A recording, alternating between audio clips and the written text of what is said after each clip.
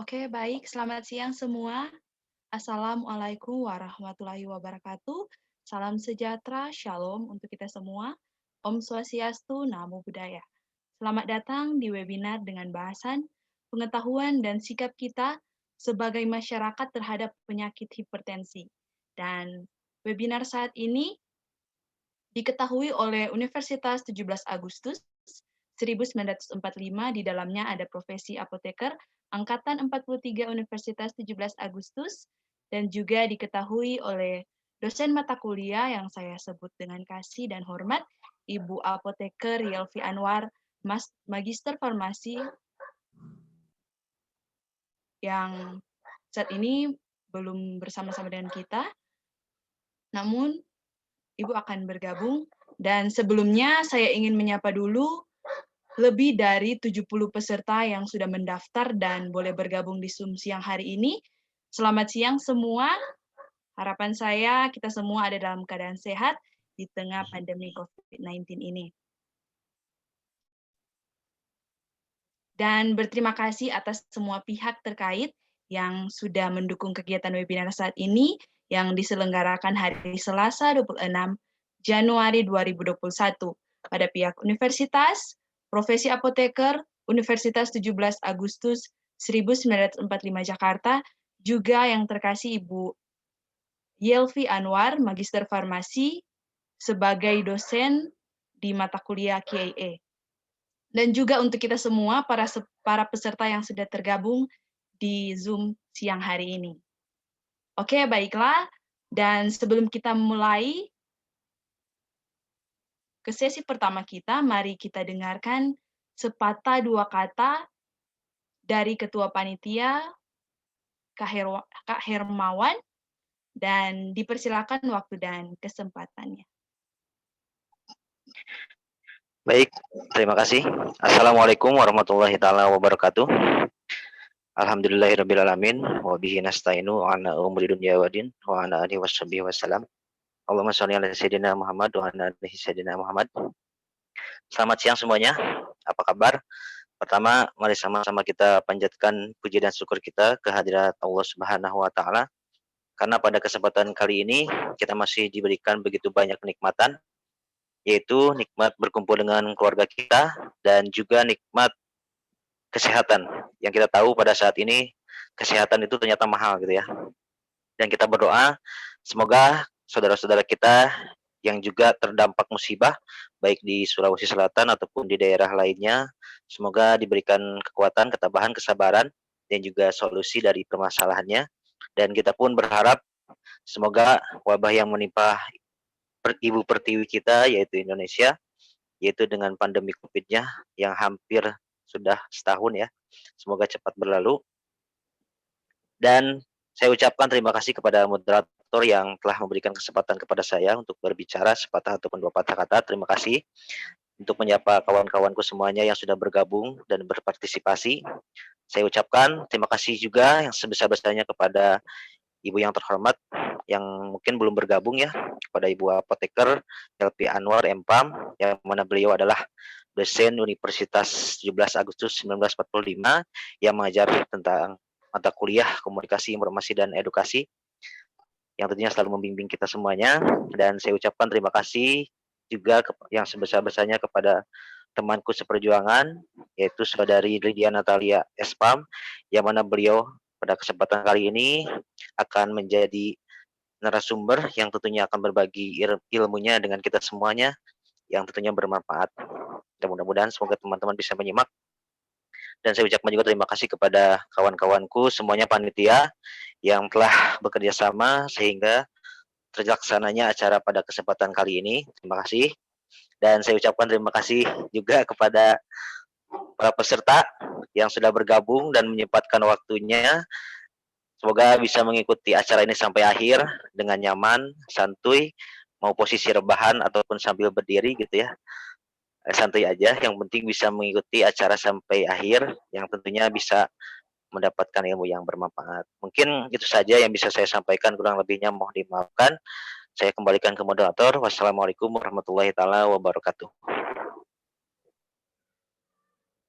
Oke, baik. Terima kasih untuk Kak Hermawan sebagai ketua yang sudah membuka webinar kita di siang hari ini. Dan sebelum kita masuk dalam sesi pertama kita, tak kenal maka tak sayang, dan izinkanlah saya untuk memperkenalkan diri saya. Saya Yunike Ngantung, dan saya yang akan memandu webinar kita di siang hari ini selama kurang lebih 2 jam ke depan.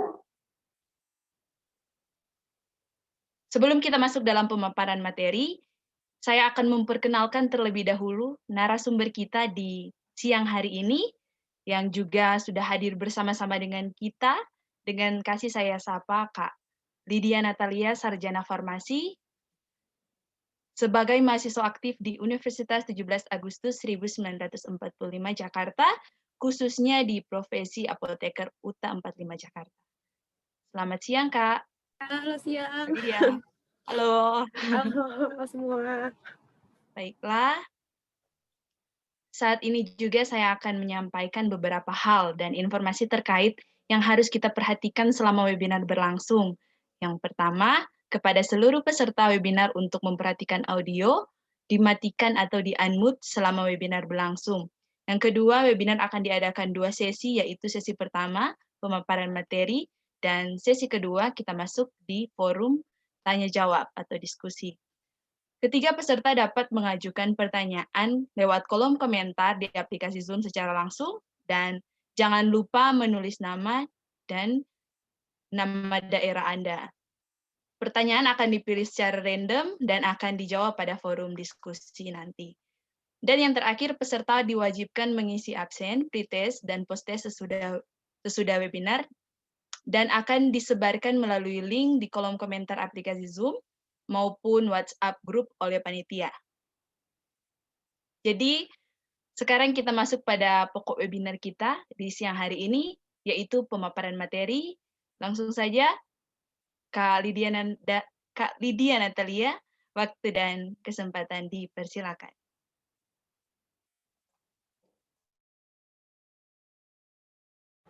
Iya, terima kasih untuk moderator Kak Yunike, dan selamat siang semua peserta webinar dan teman-teman saya. Saya akan membawakan materi webinar hari ini tentang hipertensi dan penata laksanaannya. Untuk hipertensi dan penata laksanaannya, kita harus tahu dulu apa yaitu hipertensi. Hipertensi itu adalah suatu penyakit yang didefinisikan sebagai peningkatan tekanan darah secara menetap. Di mana peningkatan tekanan darah yang disebut hipertensi itu apabila tekanan darahnya itu lebih dari 140/90 mm per Hg.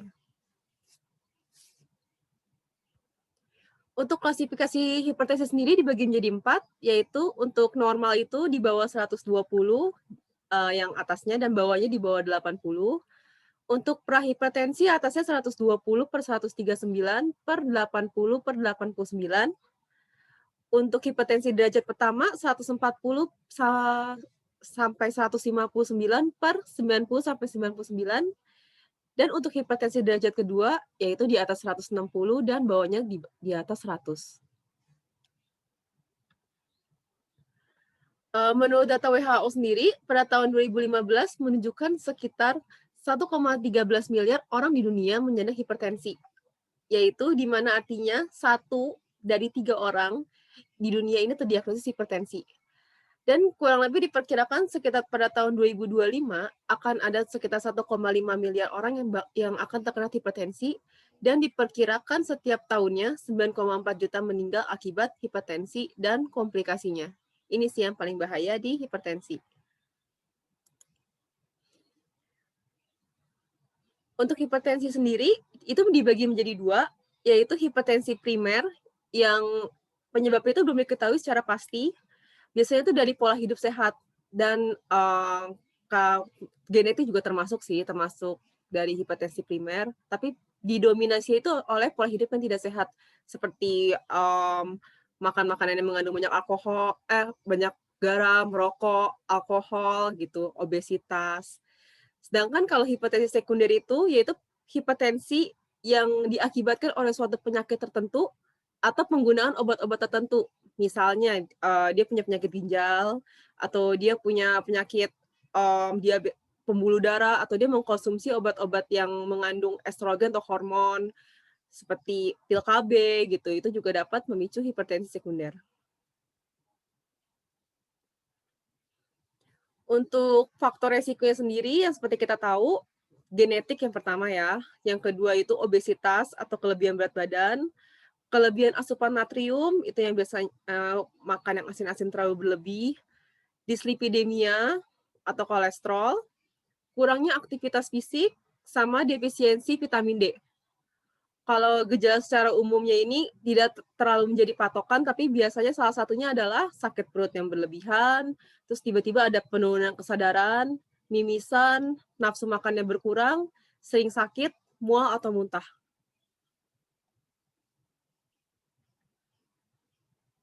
Untuk penyebab hipertensi yang dapat dikontrol, menurut American College of Cardiology Foundation 2017, yaitu merokok, jadinya sih kayak pola hidup ya, seperti merokok, minum-minum alkohol, rendahnya konsumsi kalium, terus tingginya mengkonsumsi garam atau natrium, dia punya penyakit diabetes atau tingginya kolesterol, obesitas, dan kurang gerak atau kurang olahraga, serta pola diet atau diet yang tidak sehat.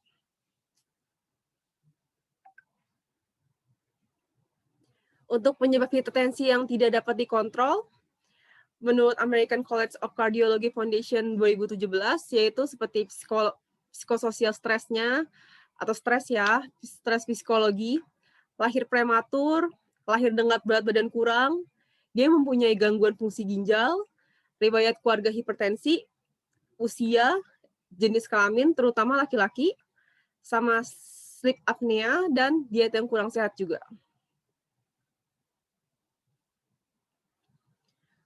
Untuk patofisiologi hipertensi sendiri, hipertensi itu merupakan penyakit heterogen yang penyebab itu sebenarnya kurang bisa diketahui secara pasti atau secara spesifik ya. Cuma ya seperti saya jelaskan pertama, untuk gejala hipertensi primer itu umumnya nggak ada gejala. Biasanya itu dipicu dari pola hidup yang tidak sehat. Sedangkan untuk hipertensi sekunder itu dia udah mempunyai suatu penyakit. Makanya penting sekali untuk kita mendeteksi hipertensi sejak dini. Kita bisa cek dengan pemeriksaan lab seperti uranialisis, kadar gula darah, hematokrit, kadar kalium dalam darah, kreatinin, serum kalsium, profil lemak, termasuk kayak HDL, LDL, triglycerid gitu, sama elektrokardiogram itu juga perlu kita cek. Kenapa kita harus cek? Karena penyakit hipertensi itu menyerang organ-organ target yang penting. Yang pertama tuh pasti otak, dia tuh menyerang, bisa menyebabkan jadi stroke atau demensia. Mata, dia juga bisa menyebabkan jadi retinopati, jantung, hipertrofi, atau angina, atau infark miokard. Penyakit ginjal, udah dia punya penyakit ginjal, misalnya kayak hipertensi sekunder, dia bisa juga menyebabkan suatu ginjal itu menjadi lebih kronis, jadi memperburuk penyakit ginjalnya, dan penyakit arteri perifer. Untuk penata laksanaan hipertensi sendiri, itu ada dua, yaitu untuk terapi non-farmakologinya itu, dia itu dengan menerapkan pola hidup sehat.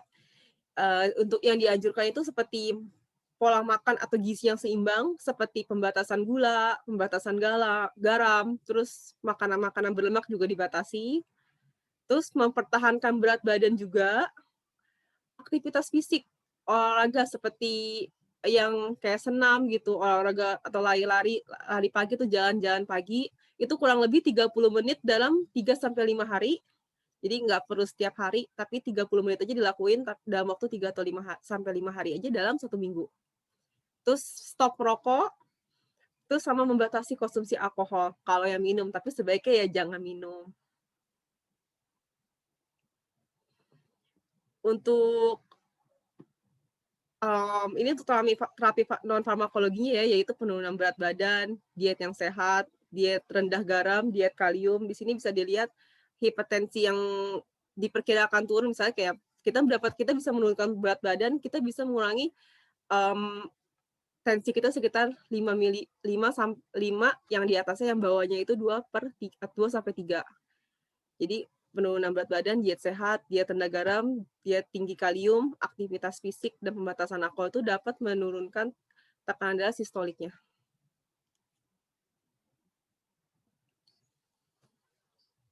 Dan untuk terapi farmakologinya ini, kita mengacu pada JNC8, yaitu Joint National Committee yang ke-8, yang dipublikasikan pada tahun 2014. Guidelines JNC ini akan saya jelaskan di next slide-nya, yaitu kriteria studi pada JNC 8 ini yaitu desainnya secara acak dan terkontrol, pasien hipertensinya juga yang dianjurkan itu yang diuji juga di atas 18 tahun, jumlah sampel yang juga diuji juga di atas 100, terus juga ada laporan penelitian dengan outcome-nya. Dan ini algoritma untuk JNC 8, yaitu untuk dewasa di atas 18 tahun, jadi 18 tahun ke atas, 18 tahun sampai 18 tahun ke atas sudah disebut dengan dewasa ya, dengan punya riwayat hipertensi. Yaitu, terus juga dengan tujuan dari JNC 8 ini yaitu penurunan tekanan darah, terus juga memulai pengobatan tekanan darah juga dengan berdasarkan usia, dengan atau tanpa diabetes dan kerusakan ginjal atau CKD. Untuk usia di atas 60 tahun, tekanan darah yang harus dicapai itu 150/90. Sedangkan untuk di bawah 60 tahun, tekanan darah yang ingin dicapai itu 140/90, dan semua usia dengan diabetes atau dengan tanpa gagal ginjal atau gangguan ginjal itu adalah 140/90 mm/Hg. Dan untuk pengobatannya sendiri itu dibagi jadi 2. Kalau untuk ras yang tidak berkulit hitam atau kulitnya tidak berkulit hitam ya, itu biasanya terapinya itu adalah tiazid dan diuretik. Yang ada di sini ya.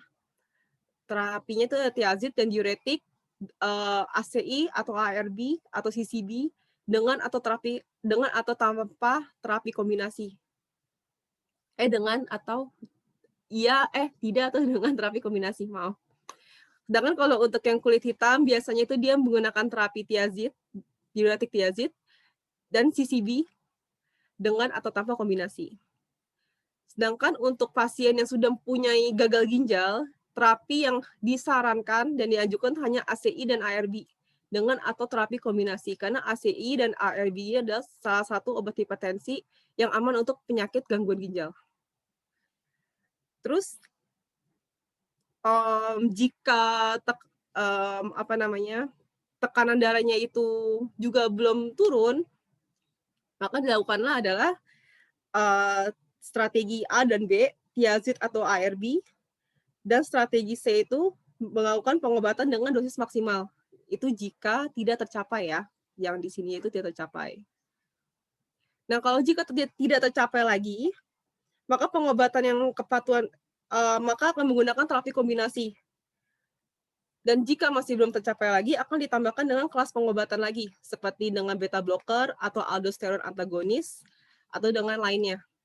Dan jika tercapai atau sudah mencapai seperti yang di list yang ini saya infoin ini, maka akan dilanjutkan dengan terapi dan monitoring terus-menerus. Karena yang seperti kita tahu, obat hipertensi itu adalah obat yang harus dikonsumsi bahasanya seumur hidup sih.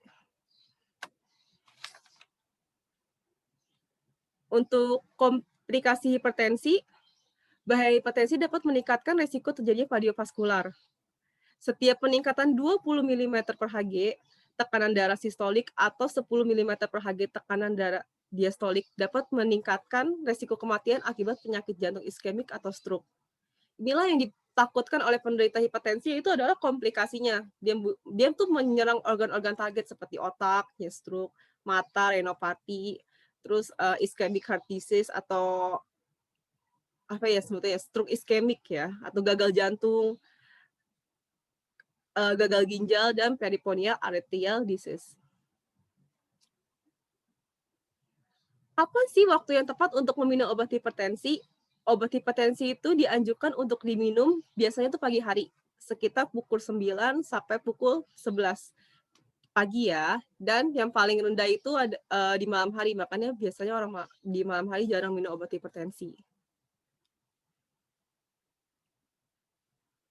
Untuk pentingnya deteksi hipertensi itu yaitu terkontrol tekanan darah sistolik yang dapat menurunkan resiko kematian dan penyakit kardiovaskular, stroke, dan jantung. Terus jadi untuk masalah-masalah kesehatan yang tidak disebabkan oleh karena individu, namun dapat pula disebabkan oleh ketidaktahuan masyarakat sebagai akibat dari kurangnya informasi yang benar mengenai suatu penyakit. Dan masih kurangnya informasi mengenai perbaikan pola makan, baik penderita hipertensi juga membuat pengetahuan masyarakat tentang pola makan yang baik itu masih rendah. Makanya kita harus mendeteksi hipertensi sejak dini untuk memperbaiki hal-hal tersebut. Dan ini salah satu cara pola hidup yang sehat yaitu melakukan aktivitas fisik 30 menit per hari, mengurangi asupan garam, mengurangi stres, mempertahankan berat badan, berhenti merokok, dan yang pasti kita harus rutin meriksa tekanan darah. Sekian presentasi dari saya kembalikan ke moderator.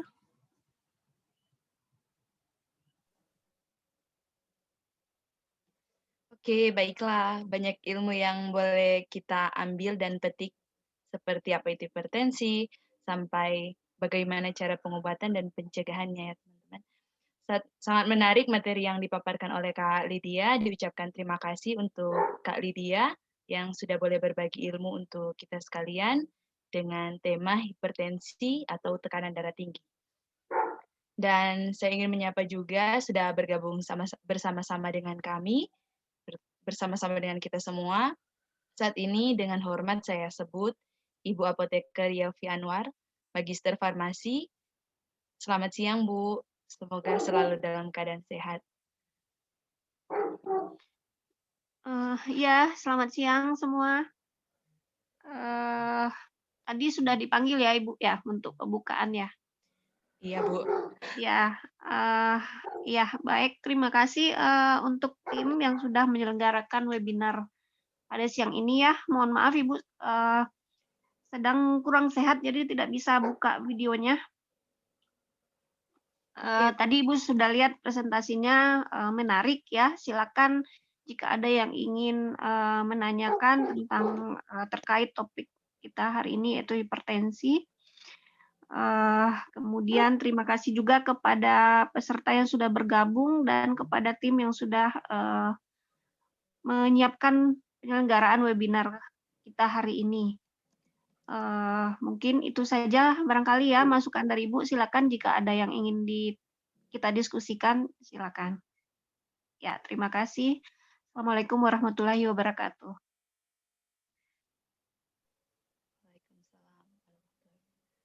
Terima kasih, Bu. Semoga cepat sembuh. Dan dengan demikian pula berakhir sesi 1 kita. Dan selanjutnya kita masuk pada sesi kedua, di mana kita akan melaksanakan forum tanya-jawab seperti yang saya informasikan pada awal webinar tadi. Peserta dapat mengajukan pertanyaan lewat kolom komentar di aplikasi Zoom. Jangan lupa menulis nama dan nama daerah asal Anda. Pertanyaan akan dipilih secara random atau acak dan akan dijawab pada forum diskusi sesi kedua atau saat ini. Jadi kalau ada dari peserta yang mau bertanya, dipersilakan bisa secara lisan dengan mengaktifkan audio dan video, maupun tulisan dengan menulisnya di kolom komentar aplikasi Zoom. Tentu saja saya ingatkan lagi, jangan lupa menulis nama dan nama daerah asal Anda. Jadi dipersilakan untuk teman-teman, para peserta yang boleh bergabung untuk bertanya. Dan perlu saya ingatkan lagi, saya akan membacakan terlebih dahulu pertanyaan dari peserta, kemudian pemateri ataupun dari panitia yang akan menjawab pertanyaan-pertanyaan secara langsung untuk kita semua. Dan saya akan mengambil kurang lebih 3 pertanyaan secara acak.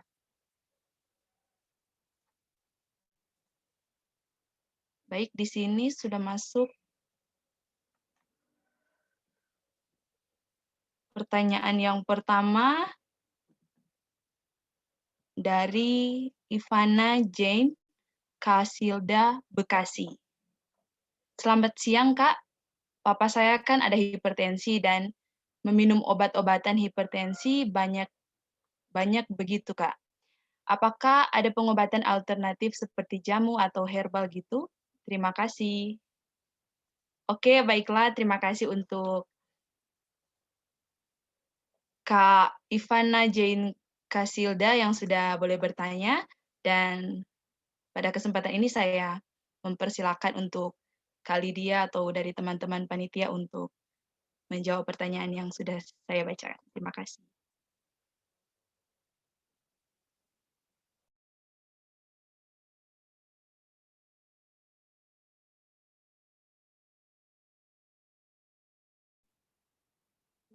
Baik, saya akan coba menjawab pertanyaan dari Ivana Jen Calsilda ya. Iya, Kak. Untuk sampai saat ini sih beberapa pengobatan herbal yang sudah terformulasi dan dijual sebagai kemasan obat tradisional di apotek itu udah banyak.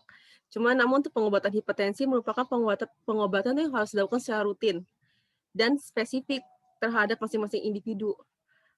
Apabila dokter itu udah meresepkan nih suatu obat hipertensi tersebut, maka dokter itu telah menimbang beberapa banyak faktor seperti faktor-faktor lain yang dalam tubuh si penderita hipertensi ini ya.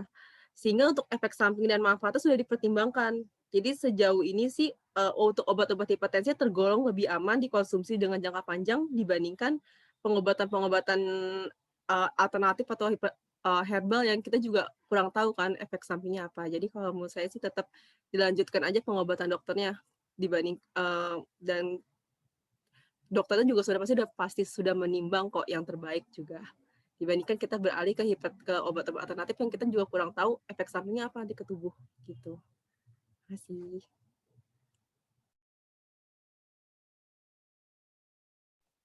Oke, terima kasih Kak Lydia Natalia.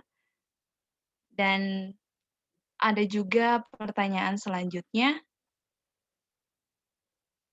dari Kak Sonia Bekasi.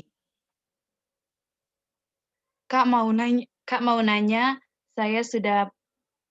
ayah saya punya hipertensi, tapi pas minum obatnya malah lemes. Akhirnya stop dan jaga makan ya. Akhirnya stop dan jaga makan aja, maaf. Bisa Kak, apa ini? Bisa Kak sambil, maaf, ini dari Kak Sonia Bekasi, gimana ya ini? Bentar ya teman-teman.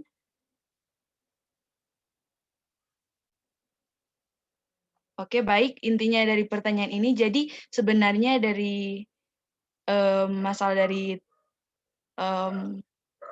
Kak Sonia, ayahnya punya hipertensi, tapi pas minum obat malah lemes. Jadi dari pertanyaan itu, sebenarnya ayahnya terkena hipertensi atau cuma pas lagi tinggi aja. Itu dikasih obatnya dari dokter atau dari dokter cuma beli sendiri di apotik. Oh iya. Oke.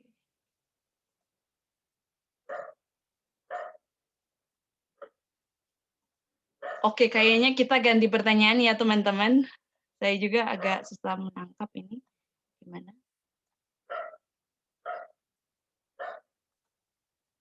Ini dari Kak Fitri Anggun di Palu.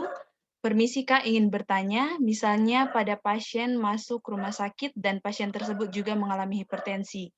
Apakah boleh si pasien diberikan infus HCl, NaCl? Soalnya biasa saya temukan di soal-soal kasus pasien dengan hipertensi tersebut diberikan infus NaCl. Apakah tidak berbahaya? Terima kasih. Jadi dipersilakan Kak Lydia Natalia atau dari teman-teman sekalian, panitia yang boleh menjawab.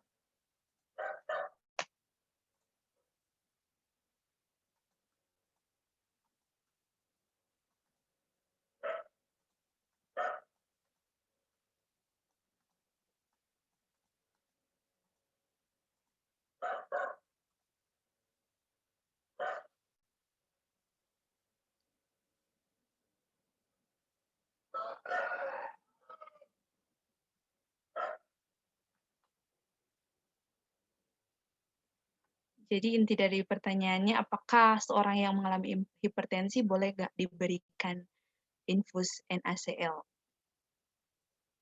Sekiranya dari teman-teman atau Kak Lydia sebagai narasumber untuk bisa memberikan jawaban.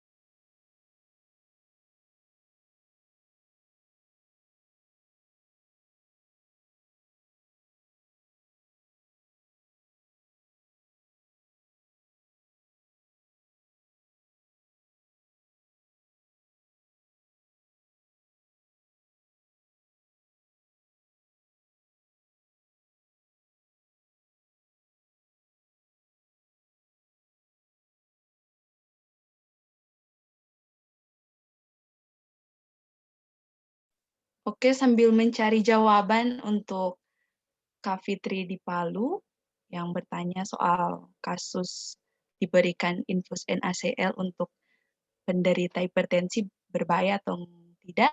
Dan kita lanjut, tadi ada pertanyaan yang kurang saya mengerti, tapi di sini sudah saya pahami bahwa yang ingin ditanyakan oleh Kak Sonia di Bekasi, bahwa di mana papa saya kan ada hipertensi dan meminum obat-obatan hipertensi banyak. Dan apakah ada pengobatan alternatif seperti jamu atau herbal? Begitu ya, Kak Sonia. Maaf, Kak Sonia.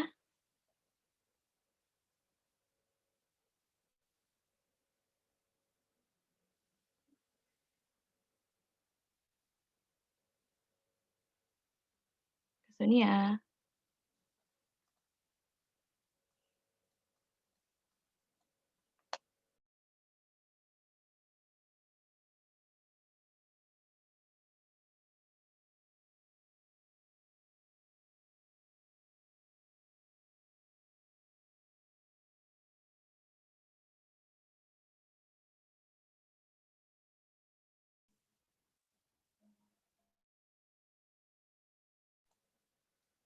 Gimana?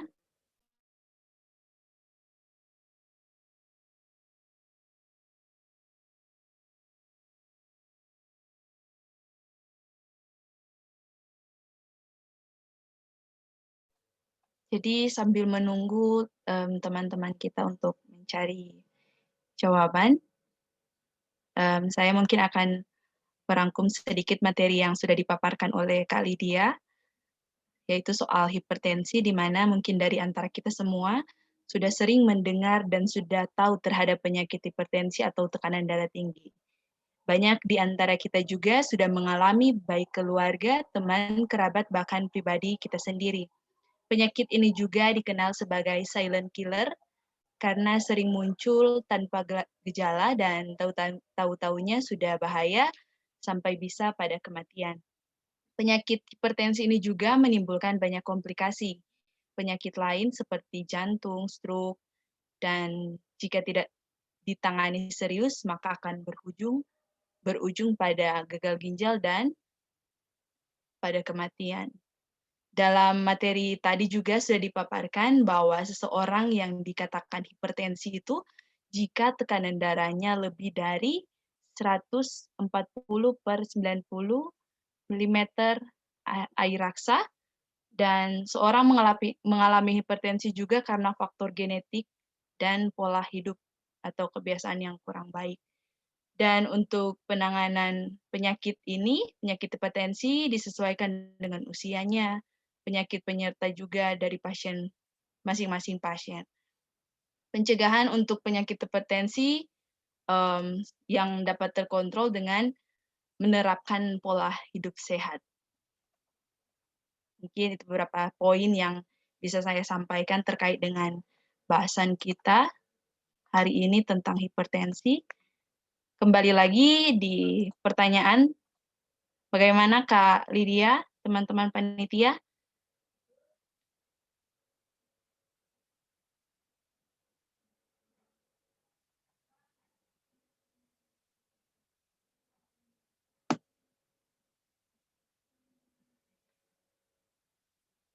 Oke, kita masuk ke pertanyaan selanjutnya saja ya, teman-teman. Mungkin nanti panitia akan mencari dulu jawaban yang ada dan akan di-share di WhatsApp group ataupun kalau sempat waktu kami akan memaparkannya secara langsung. Dan untuk pertanyaan selanjutnya,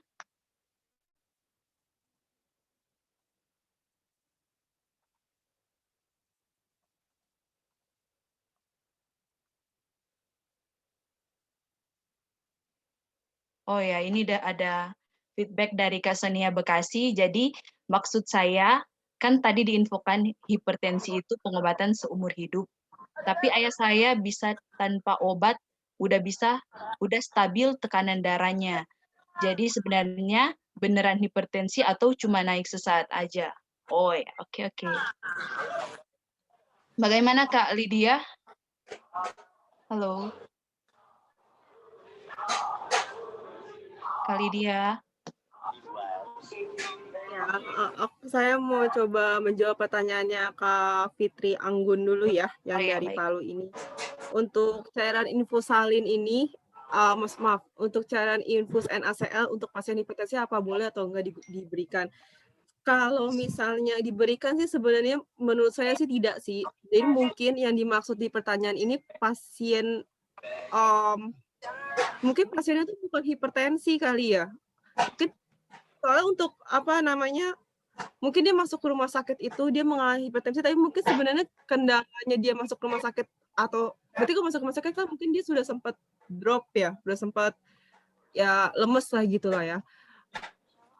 Sepertinya sih bukan karena hipertensinya, sepertinya sih mungkin ada shock atau ada penyakit lainnya sih menurut saya. Soalnya kalau untuk pasien gangguan jantung atau penyakit ginjal, terutama seperti hipertensi juga, itu tuh penggunaan air infusalin air infusalin atau air infus NaCl itu tidak diperbolehkan karena dia dapat menyebabkan retensi cairan atau penumpukan cairan secara berlebihan. Dan itu justru malah lebih berbahaya sih.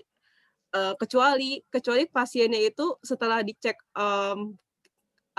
cek laboratorium ya, dia mempunyai gangguan elektrolit di dalam tubuhnya. Mungkin dalam kondisi seperti itu dokternya akan memberikan infus NaCl itu tersebut mungkin, tapi bukan karena hipertensinya sih kalau menurut saya. Mungkin hipertensinya itu mungkin terjaga, mungkin dia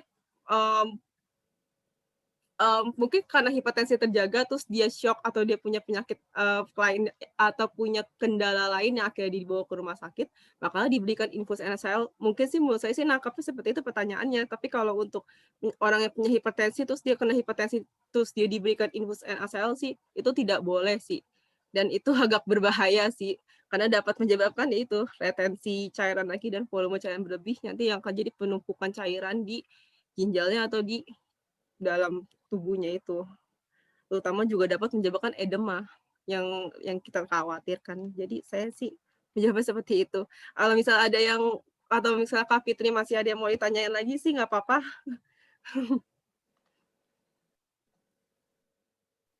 Oh Oke, iya, baik. baik, Kak. Terima kasih. Silakan Kak Fitri, jika ada sanggahan dari Kak Fitri terkait jawaban dari Kak Lydia sebagai narasumber kita. Sepertinya belum ada, Kak. Terima kasih. Oke, baik. Terima kasih untuk Kak Fitri yang sudah boleh berpartisipasi dalam menanyakan soal NaCl berbahaya atau tidak untuk seorang yang mengalami hipertensi. Dan kita lanjut.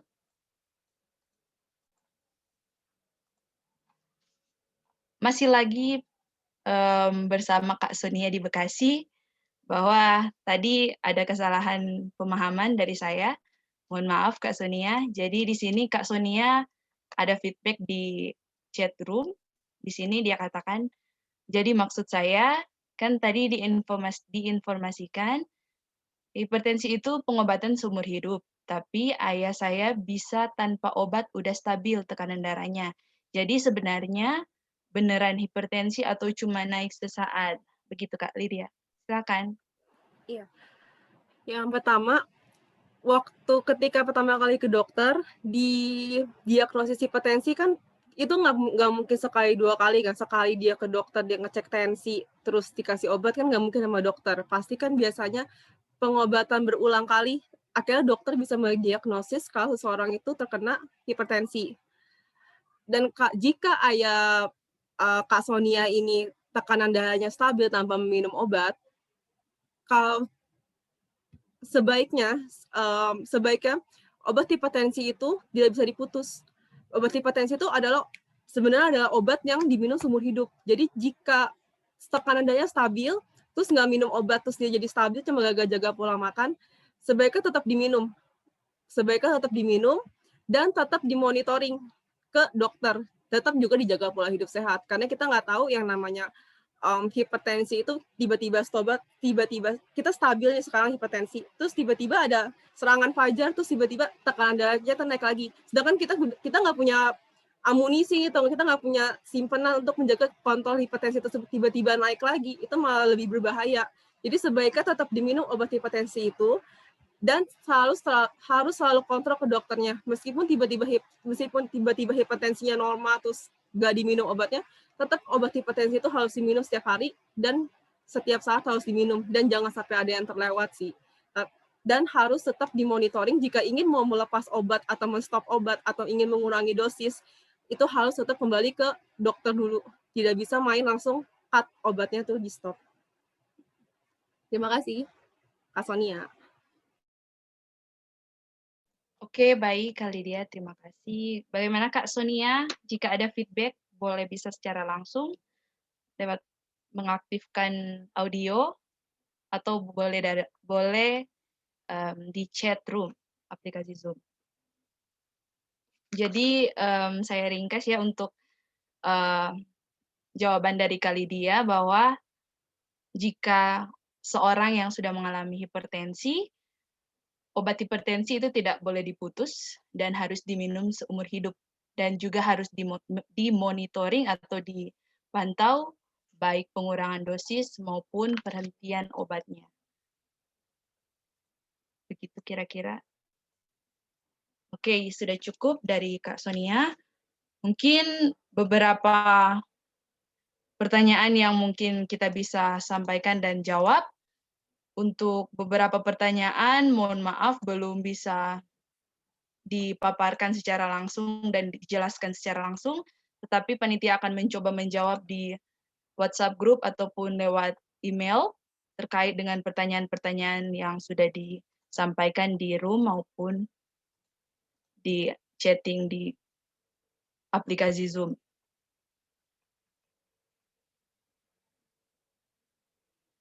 Baiklah, kita tutup sesi kedua kita.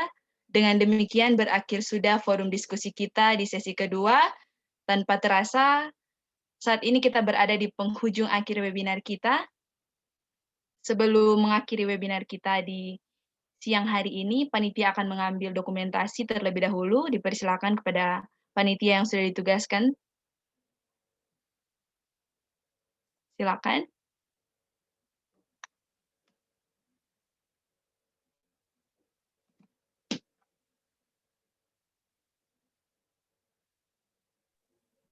Eh, Ibu bisa menambahkan sedikit barangkali ya? Oh ya, baik Bu. Silakan Ya, Bu, waktu dan ya. tempatnya. Oke, terkait terima kasih ya. Pertama-tama Ibu ucapkan terima kasih kepada peserta yang sudah berpartisipasi dan memberikan feedback ataupun pertanyaan ya kepada tim ini. Mungkin Ibu menambahkan sedikit tadi yang sudah dijelaskan oleh panitia terkait pertanyaan dari adik-adik peserta ya, barangkali ini adik-adik ya. Yang pertama Ivana dari Bekasi. Kasusnya papanya minum obat hipertensi yang cukup banyak, lalu apakah ada alternatif seperti jamu atau herbal? Ya, nah ini untuk jamu dan herbal itu juga cukup banyak juga ya yang memiliki khasiat membantu, sifatnya membantu ya, membantu menurunkan tekanan darah. Tapi bukan menyembuhkan, tapi membantu. Setidaknya bisa membantu mengontrol supaya tekanan darahnya tidak terlalu tinggi dan dijaga juga, harus diperhatikan juga jangan sampai turun hipotensi karena banyak juga kasus pasien yang hipertensi itu bisa karena minum obat terus-menerus itu bisa saja suatu ketika dia mengalami hipotensi, tekanan darahnya di bawah normal. Jadi harus dikontrol rutin setiap hari tekanan darahnya, seperti itu ya.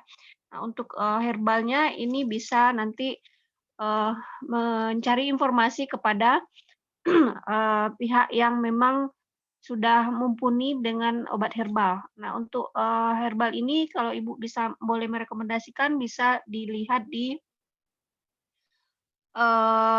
linknya Departemen Kesehatan ya. Itu kalau Ibu nggak salah itu di daerah Solo. Jadi ada BPPT ya, BPPOT kalau Ibu nggak salah. Nanti bisa diinfokan lebih lanjut alamat lengkapnya. Nah, itu dia di bawah pengawasan dokter juga. Jadi dokternya nanti akan meminta data tekanan darahnya, berapa lama riwayat-riwayat penyakit dan sebagainya.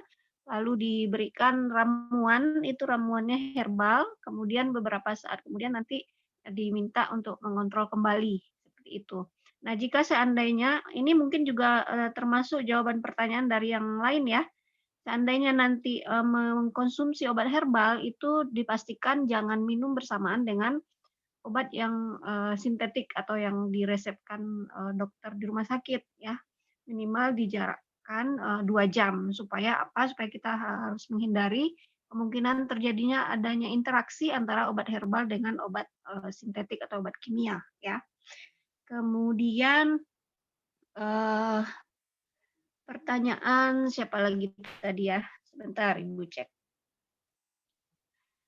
Sonia di Bekasi, pas minum obatnya malah lemas, sakitnya stop, jaga makan. Oh ya, nah untuk kasus hipertensi ini juga harus dijaga pola makan dan pola hidup ya. Mungkin harus makan hindari yang memicu munculnya tekanan darah yang semakin ketat seperti itu. Kemudian juga makan makanan. Kemudian jadi sebenarnya ini ayah saya kena hipertensi atau cuma pas lagi tinggi. Nah, ini perlu dicek karena kan tadi sudah disampaikan juga gejala hipertensi itu seperti apa, lalu perlu dikontrol, dicek tekanan darahnya ya. Setidaknya pergi ke apotek terdekat biasanya ada menyediakan pelayanan untuk mengukur tekanan darah yang otomatis seperti itu ya. Untuk Sonia di Bekasi. Lalu Ayu Lestari di Palu melakukan swamedikasi. Nah, swamedikasi itu sebenarnya tidak ada masalah ya, selagi itu tetap kan ada apoteker di apotek ya, membeli antihipertensi di toko obat atau warung. Nah, jangan di toko obat atau warung yang tidak resmi, yang tidak ada izinnya ya, sebaiknya di apotek karena hipertensi ini tentu sudah diketahui bahwa jika seseorang mengalami hipertensi, mereka harus menjaga tekanan darahnya seumur hidup. Seperti itu. Lalu, demikian ya Ayu Lestari di Palu. Kemudian Rika, Orang tua saya kemarin habis operasi, stroke, lalu tekanan darah cukup rendah, tapi dokter amlodipin. Nah, untuk kasus stroke ini sebaiknya dikonsultasikan langsung kepada dokter ya. Yang perlu diperhatikan itu biasanya untuk yang stroke itu disarankan memiliki alat tensimeter sendiri di rumah ya, supaya tahu tekanan darah orang tuanya atau pasien sewaktu-waktu. Nah, kalau menurut pendapat Ibu, jika tekanan darahnya itu sangat rendah, itu sebaiknya jangan mengkonsumsi amlodipin. Nah, sebaiknya dikonsultasikan lagi kepada dokter kapan harus minum amlodipin ini, ya. Kemudian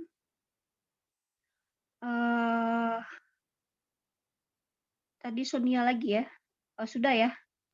Sonia pengobatan seumur hidup, tapi akhirnya bisa tanpa obat, udah stabil. Jadi sebenarnya benar hipertensi atau cuma naik sesaat aja? Ya, Sonia.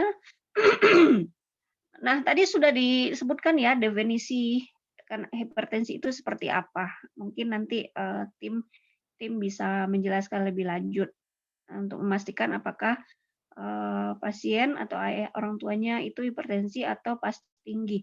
Nah, ini perlu dipantau ya, dipantau untuk beberapa lama. Kejadian tekanan darah tingginya itu kapan gitu, setiap hari ini saja atau berulang kembali atau naik ketika ada pemicu. Nah, itu harus diperiksa lebih lanjut biasanya kepada dokter ya, untuk memastikan bahwa memang menderita hipertensi seperti itu. Mungkin itu tambahan dari Ibu ya. Untuk yang bertanya, Rika, Ayu, Sonia, dan teman-teman yang lain, jika misalnya ingin berkonsultasi lebih lanjut, nanti tim bisa membuat media sosial untuk sharing ya. Jadi sama-sama belajar mengenai topik hipertensi ini. Terima kasih. Mungkin jika ada kekurangan mohon dimaafkan. Kita sama-sama belajar, kita cari lagi nanti informasi karena ilmu itu terus berkembang, jadi kita harus tetap mengupdate ilmunya. Demikian, terima kasih. Assalamualaikum warahmatullahi wabarakatuh.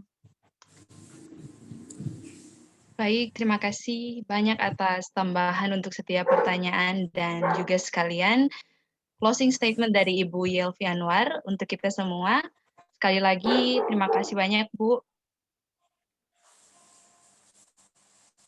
Dan tanpa terasa saat ini kita berada di ujung pengakhir webinar kita, dan sebelum kita mengakhiri webinar kita, panitia akan mengambil dokumentasi.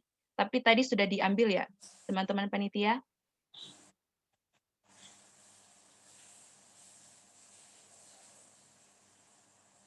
Oke, baiklah. Sebelum kita mengakhiri webinar saat ini, saya mengingatkan lagi bahwa panitia akan membagikan link sebagai survei untuk melihat pemahaman kita terkait dengan bahasan kita di webinar dengan tema hipertensi. Dan ada beberapa hal juga yang perlu saya ingatkan kembali untuk pretest, post-test, dan absen. Jika ada yang belum mengisi, diharapkan untuk melengkapinya.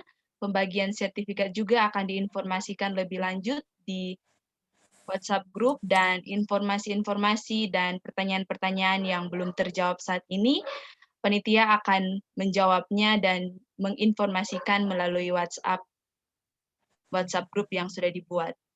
Terima kasih banyak untuk narasumber kita di saat ini, yaitu Kak Lydia Natalia, sarjana farmasi yang sudah boleh membagikan pengetahuan dan ilmunya untuk kita semua. Sekali lagi terima kasih banyak atas waktu dan ilmunya, juga yang sudah berkesempatan hadir bersama-sama dengan kita dan memberikan closing statement dan beberapa materi dan ilmu yang boleh kita pahami dan semoga menjadi berguna untuk kita ke depannya. Saya sebut dengan hormat Ibu Apoteker Yelvi Anwar, Magister Farmasi.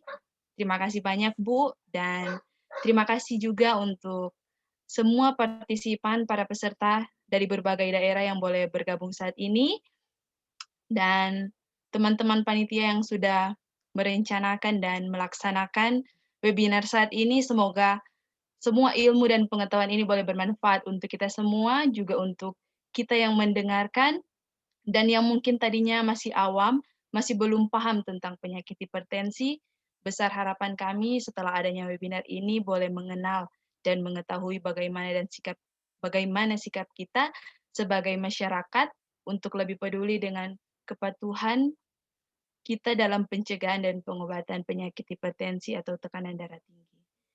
Juga berterima kasih juga untuk semua pihak yang sudah mendukung demi kelancaran webinar saat ini. Tentunya lebih dan kurangnya kami mohon maaf. Juga jika ada salah kata, salah ucap saat webinar berlangsung, sekali lagi kami mohon maaf dan tetap jaga kesehatan untuk kita semua. Sekali lagi atas perhatian disampaikan banyak terima kasih. Saya Yunike pamit undur diri dan sampai jumpa di lain kesempatan. Salam sejahtera, Assalamualaikum warahmatullahi wabarakatuh. Om Swastiastu, Namo Buddhaya, selamat siang.